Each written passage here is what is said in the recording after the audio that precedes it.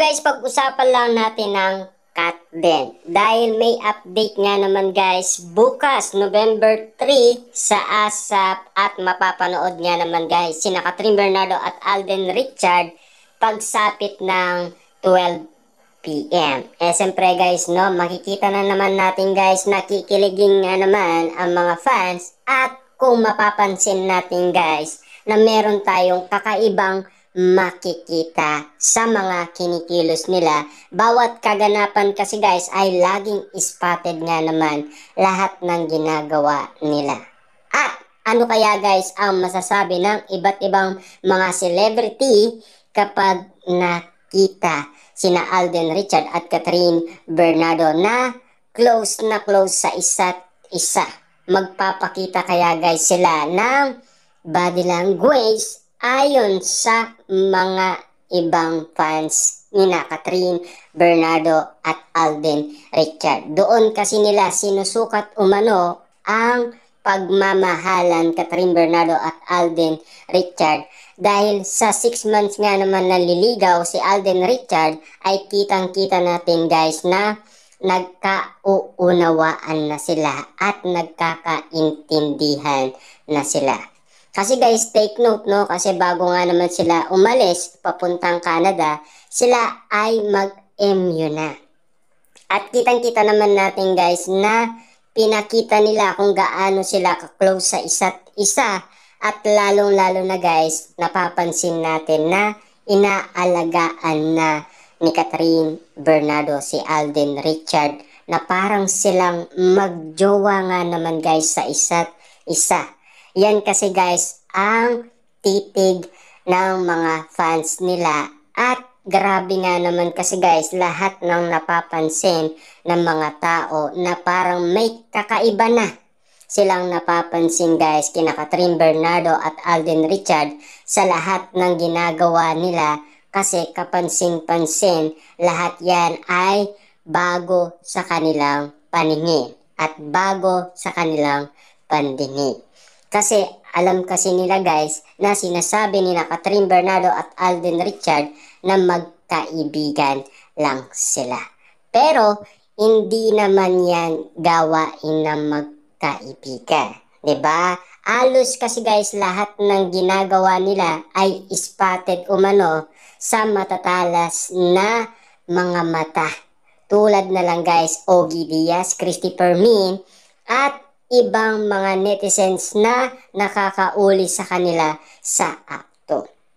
Siyempre guys, makikita na naman natin sina Kathryn Bernardo at Alden Richard bukas sa ASAP 12 PM nga naman guys. Magsisimula ang ASAP. Siyempre guys, no, ano kaya ang ipapakita ni Kathryn Bernardo at Alden Richard? At alam din natin guys, sila ay magpo-promote ng kanilang movie. Dahil malapit nga naman guys mapanood ang kanilang movie sa November 13 at meron pa nga sila guys midnight screening kung saan mapapanood kaagad ang kanilang movie na kinababaliwan guys ng lahat ng mga tao dahil nagsilabasan na sa kani-kanilang mga bahay. Dahil marami nga naman kasi guys nagtataka at kung bakit nga naman hindi nila nagugustuhan ang mga naunang movie. Bakit hindi nga naman sila naging patok sa kanila? Bakit ang Katden ay nagustuhan nila? Dahil ba more than 5 years nag-intay ang lahat at bitin na bitin sila sa kanilang movie. Nang dahil sa kanilang pagbabalik, marami nga naman guys nasiyahan sa pagbabalik ni Alden Richard at Kathryn Bernardo. Dito natin guys masusukat ang kanilang tiwala sa isa't isa at lalong-lalo na guys spotted pa ang kanilang pagmamahalan. At dahil guys no, medyo doble na guys ang mga napapansin ng mga netizens at mga fans kina Kathryn Bernardo at Alden Richard. Bawat kasi titig ng dalawa medyo may ibig sabihin na. At bawat kinikilos nga naman nila, meron ng ibig sabihin. Pero, alam naman natin guys, matagal na yan minanifest ng mga fans ni Catherine Bernardo at Alden Richard. Hindi pa man sila nagkikita. Kasi, matagal na silang nag-request kina Catherine, Alden Richard, Star Cinema. Kaya nga naman guys, baliw na baliw ang mga fans dahil yun din ang kanilang gusto. At lalong-lalo na guys, sinusuportaan din ng mga fans sina Catherine Bernardo at Alden Richard. Para lalo guys sumikat at makilala. Hindi lang naman sa Pilipinas, maging sa ibang bansa guys ay mapapanood din ang kanilang movie. Kitang-kita naman natin guys na talagang nauuli na si Daniel Padilla kay Catherine Bernardo. Napakalungkot nga naman guys na sabihin na awa ang mga netizens kay Daniel Padilla. Dahil napapag-iwanan na ni Catherine Bernardo. Dahil ngayon pa lang guys, ipapakita ni Daniel Padilla ang kanyang solo pagiging artist. Dito natin guys masusukat kung pagkakatiwalaan pa siya ng maraming tao. Dito natin guys maiintindihan lahat ng mga sinasabi ng lahat ng netizens dahil kinukumpara sina Catherine at Daniel Padilla ng mga tao. Dito natin guys mabibigyan ng idea lahat ng mga taong makakapansin kung gaano nga naman guys kasikat ang bawat isa sa kanila. Kasi guys alam naman natin no, tinalo ni Alden Richard lahat ng pelikula ni Daniel Padilla kasama si Catherine Bernardo. Dahil isang movie pa lang guys talagang talbog na ang mga pelikula ni Daniel Padilla. Kitang-kita naman natin guys lahat ng mga pangyayari. Dahil kauna-unaan top earnings nga naman sa buong Pilipinas ang movie na Hello, Love, Goodbye.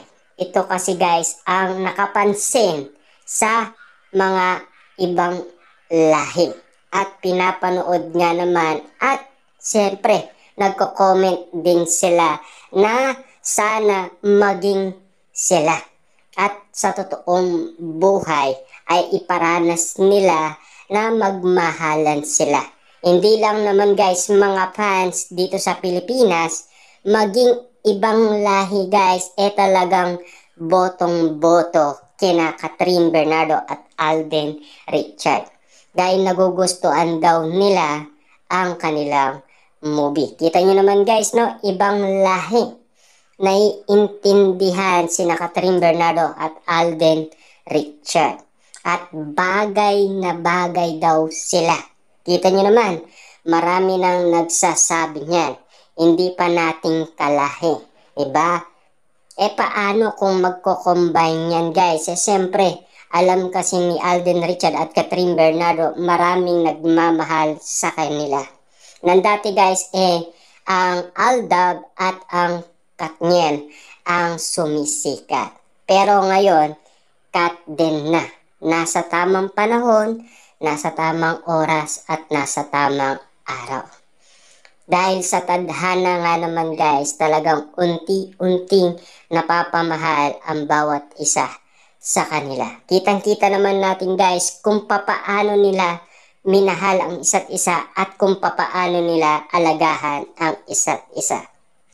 At kung papaano pinatunayan guys ni Alden Richard kay Catherine Bernardo ang tunay niyang layunin at pagmamahal. Kahit marami yan guys nagsasabing hindi daw bet ni Catherine Bernardo si Alden Richard dahil mas gusto daw ni Catherine Bernardo ang mga brusko. Pero ani guys ng mga netizens, meron ng isang bruskong nagloko sa kanya. Dahil guys si Alden tapat at mapagmahal at hindi bastos tulad ng inakala ng iba. Siyempre guys tahimik lang si Alden, 'di ba?